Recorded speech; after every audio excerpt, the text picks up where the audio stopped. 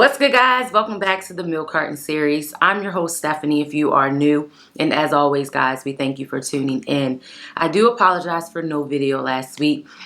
If you guys remember, May 12th is my grandmother's anniversary, so I just was not in the mood to record and just taking time out for me. I'm trying to do better with my grieving and just releasing those feelings. So do apologize, but we're back and I want to continue to get into today's story. Now, today's story I found on Our Black Girls. You guys know I talk about this platform so much because I love we're like a community of helping get these stories out, but just hers is more so in written format. So it helps me to do this part of the journey of sharing these stories.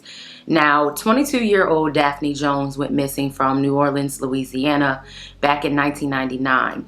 And when I read that, I was like, wow, you guys know I always go into a time frame, but it just struck me because as I began to read more about the disappearance of Daphne, it just tugged at my heart to know that her parents died without knowing where she was or any new information for that matter. Now, Daphne was 2 months pregnant and she did attend the University of New Orleans. And the last time anyone had ever seen Daphne was January 3rd of 1999. Now, on this day, Daphne was set out to go to work. She had a 3 p.m. shift and she never made it to this shift. And as I began to read more about her last day, Daphne's grandmother had dropped her off to her apartment, and that was the last time anyone had ever seen Daphne. Now, in articles, it has been stated that there was an eerie feeling regarding dropping Daphne off. And you guys know, like, our gut, it tells us things, and oftentimes we don't listen to it. And I know that had to affect her grandmother to know that your heart is telling you something appears off, something is off in that, in those motions. But that was the last time anyone seen Daphne. Now, Daphne was set to move to Maryland to move with her mom because, again, she was pregnant and she wanted to have this baby. Now, in different articles, it had been stated they don't release the child's father's name, but they do say that the child's father wanted her to terminate the pregnancy, but Daphne did not want to, which is why she wanted to quit school and move back home because her mother had offered help in raising her grandchild. I mean, anyone would if your child comes to you and say, I want to raise my baby, I don't want to terminate my baby. Now, as the days go on, no one hears from Daphne, and this is very unlike her, not to call her family, not to be in constant communication with them. Now, the family then asks the landlord to get inside the apartment because they have not heard from Daphne. And again, it's very unlike her. But when they go inside the apartment, they notice a situation where things appeared as if like someone was in a rush to leave. Her iron was on. It appeared she had heated up some food. The TV was on. So things were just very strange in this situation. So Daphne's mother had tried tirelessly to get her story out there. In an article, it did say that she was even on Dr. Phil to discuss the disappearance of Daphne because back in 2001, if you guys remember, Chandra Levy had disappeared in Washington, D.C. and her case blew up. And there was a lot of comparisons between the two because, again, Daphne had disappeared back in 1999 and Chandra had disappeared in 2001. One is black, one is white, and one got more media attention than the other. And she went on Dr. Phil to pretty much put her daughter's name out there so that people can figure out where Daphne may be. Now, in the articles, I did not read anything about any new information regarding Daphne Jones's case. Nothing. And it does make you wonder. I mean, this is reality. Let's be very real. I don't even like to This is the reality when it comes to cases. That's why I always preach on my platform, we have to do our part. And of course, back in 1999, things were very differently than now. We have more technology than we ever have now versus back in the day. But I can understand her parents' frustration that your child is missing, she's pregnant, and there is no national media attention regarding her disappearance.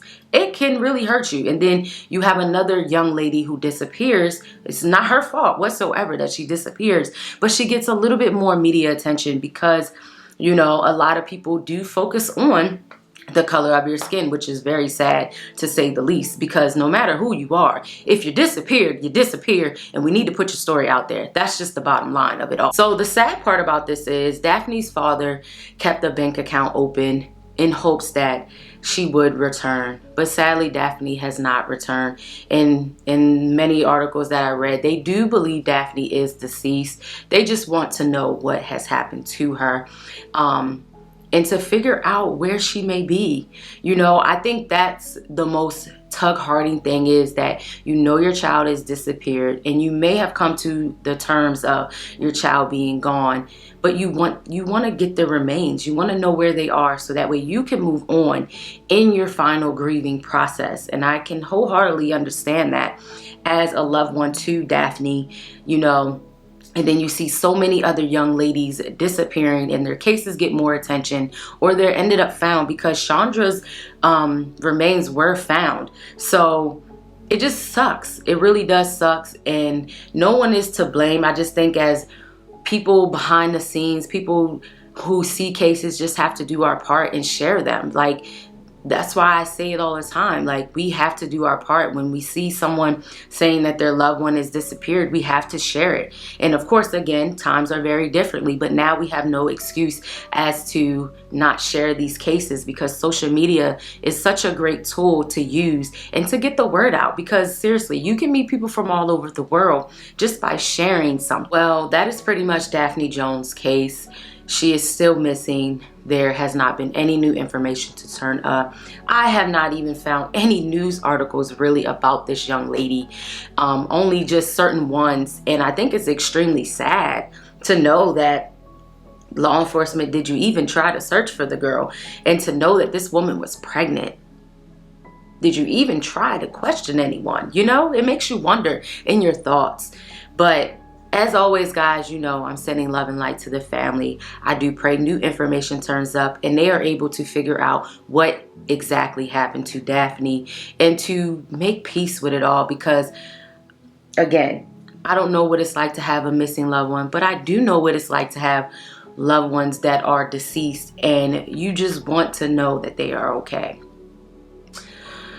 It's such a sad story. It really tugged at my heart, because I'm like, a pregnant woman, it disappeared, and it seems like no one is doing anything, or they didn't do anything to help find this young lady. Like, but sadly, as a Black woman, this is our reality when it comes to certain things. We do not get proper media attention, and we have to do our part. We have to. There's no excuses whatsoever. Like, take it seriously when someone is missing and do your part. I don't care what race you are. We have to do our part as a whole, as a community in this all. So at the time of Daphne's disappearance, she was about 5'4". She weighed around 130 pounds. Again, she is Black. She has brown eyes and brown hair. And it was reported that she had a Chinese symbol on her right shoulder. She was last seen wearing a pullover jacket that had New Orleans on it, with some jeans and sneakers and a silver ring. And on the Doe Network, her dental records are on file, which is definitely a good thing, because if there are remains found, they will be able to tell if it is Daphne. As always, guys, I'm sending you all love and light. I pray that new information turns up for Daphne Jones's family. I pray that you get the answers that you seek, and I pray that this brings you some type of peace in those answers, whatever they shall be. As always, guys, sending you all love. Stay safe, because COVID is surely on the rise again. As if we don't have issues to deal with. We have COVID. Who's still here from 2020? As always, guys, sending you love.